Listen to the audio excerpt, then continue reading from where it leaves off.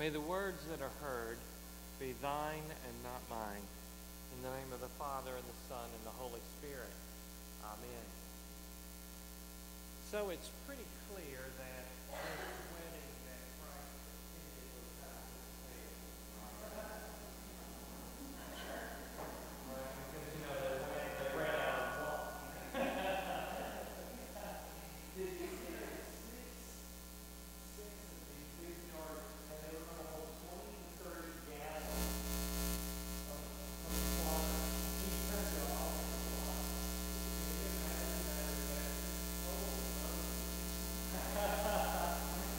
It became Episcopalian pretty fast. Oh, me. Well, from our Old Testament reading, for as a young man marries a woman, so shall your builder marry you. And as the bridegroom rejoices over the bride, so shall your God rejoice over you. Have you ever considered the practice of wedding registries? I mean, seriously. The other morning while I was getting ready, I became astounded by this cultural norm relative to a couple's engagement. Now think about this.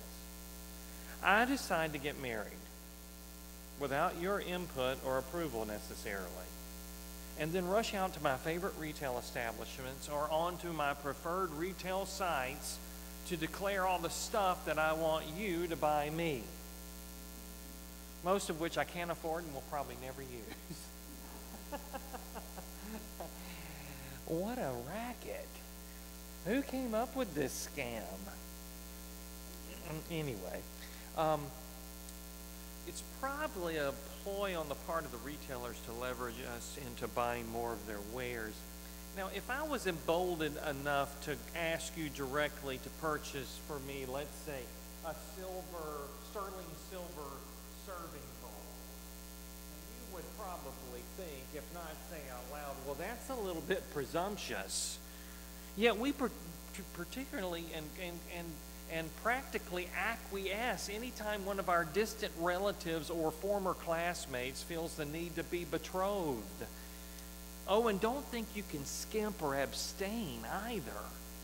Detailed records are kept. So, you can send thank you cards, itemized for comparison or appraisal. Hey, we just hope that we'll get some duplicate gifts and we can take them back and get cash. You remember how it worked.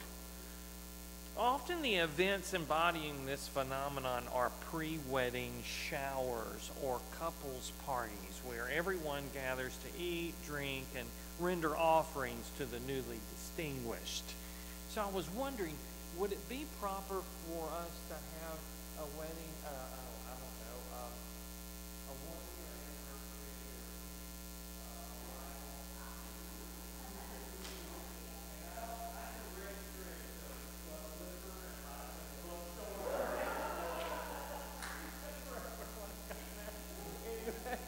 Probably not. But anyway, so that you have these parties. Now, I admit that these occasions are fun and understand that well-wishing friends and family wish to assist the couple in, the beginning of their journey, help sustain them, provide necessity that they would not have otherwise. But fine china? Really? I mean, something tells me that the love-smitten pair will need more than just, they'll need more basic commodities to get through their upcoming transitions and stuff like that. Anyway, I'm going to keep thinking about this one. Well, believe it or not, today's epiphanal lesson is one of gifts. And the wedding and marriage metaphor is hard to miss. Now, before we continue any further, those expecting the standard discourse regarding Christ revealing himself as Messiah via his first recorded miracle, that is, if you only count the ones in the formalized canon, well, they should note that John's reference to this sign is significant. The miracle of changing water into wine surely made a big splash in Cana. It was all the talk. and metaphors of transformation, references to old and new wineskins. That's going to be a later parable of Christ. And even that Christ, get this, bled water and then blood at the cross, all are very interesting, should not be missed, and have important application. However, let's hop off the well-trodden path here and consider another possibility. A clue is given to us with the pairing of our lectionary readings. Our New Testament readings about spiritual gifts seems a little odd compared with these other two readings that have all this wedding theme. Unless there is a connection to be conveyed. 1 Corinthians 12 is one of the classic spiritual gifts chapters found in the Pauline corpus. He associates this concept with the analogy of body. Basically, we are one, a whole unit. Each individual in connection with the others comprises a single entity. It's like a body. Also, each component is integral. No part is more important than the next. All parts are necessary. Every one counts. That's another good thing. The uniqueness of each individual then lies in their giftedness. And everyone is gifted. Everyone receives spiritual gifts. Now this is really neat the more you think about it. Every Christian is assigned specifically tailored, purposefully allocated gifts, the sum of which comprise the whole. In layman terms, we all need one another. We aren't what we could be or should be unless all are not just present, but fully applying their gifts toward the cause of advancing the kingdom. Furthermore, no one person possesses all the gifts. In fact, we are only, each individual, bestowed a few. So we need each other to compensate where we are lacking. You are strong where I am weak. And vice versa as you go around the room.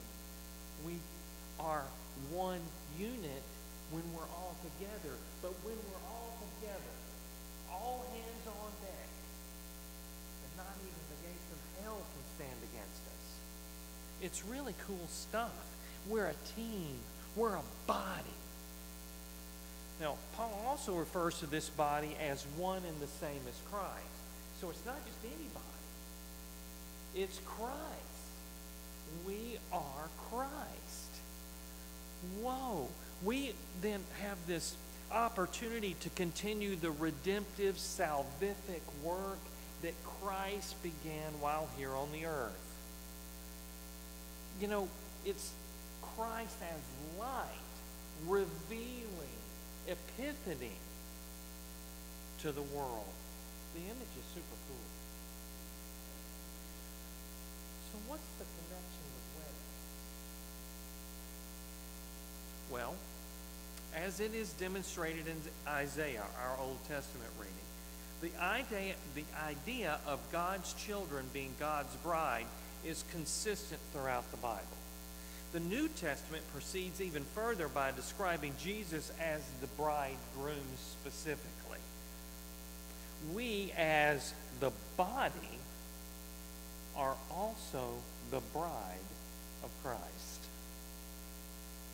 How does that work? Okay, remember, as Episcopalians, we believe in 7 sacraments. 7 sacraments. Actually 2 sacraments and 5 sacramental rites. But our orthopraxy is that we believe, we kind of perceive them all sacramentally, right? Furthermore, all of the sacraments, now get this, all of the sacraments are intended for one purpose.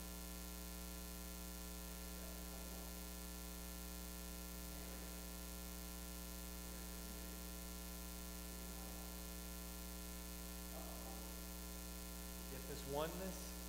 You see, becoming one flesh. Christ the bridegroom. We're the bride. We become one body and bride. So it's really fascinating stuff.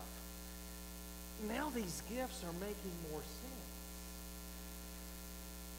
The gift-giving occasion, like we talked about these parties earlier, the gift-giving occasion then is your conversion, your baptism, when your journey began, and they assist us as we start that journey together. Help sustain us through the days ahead. Provide the necessity that we would not attain otherwise. Gifts. They're wedding gifts. Identification and application of these gifts, well, that's the key to your spiritual becoming. Identifying your gifts and finding out where they belong. Here is the key to your becoming. And they're breathed onto us, into us by the Holy Spirit. You don't have to register anywhere, and no thank you cards are required. Oh, dear ones, listen, this Epiphany, we can see ourselves more than just members of St. Matthew's or even the Episcopal Church. We are Christ. We are body. We are one, His beloved, united as one flesh. So you crazy kids, fall in love. Run off and get married. Enjoy your gifts and become. Amen.